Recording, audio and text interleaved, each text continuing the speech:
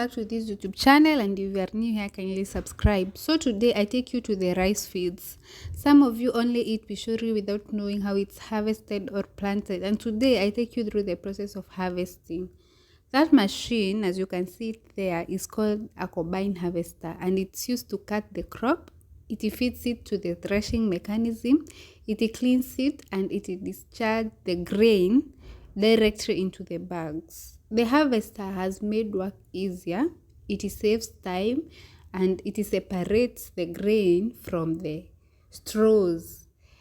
Okay, it makes work easier because long time ago we used to use labor, like people used to cut the rice grass, and it used to take a lot of time.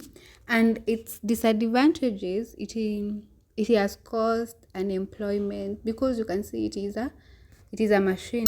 It goes around like 3 to 4 to 5 times while putting the grains into the bags.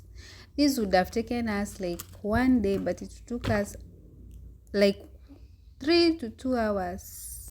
At this point, we are packing the rice for storage, and then it will be dried and then taken to the miller, which is optional. You can opt to store the rice, or you can opt to take it to the miller and store it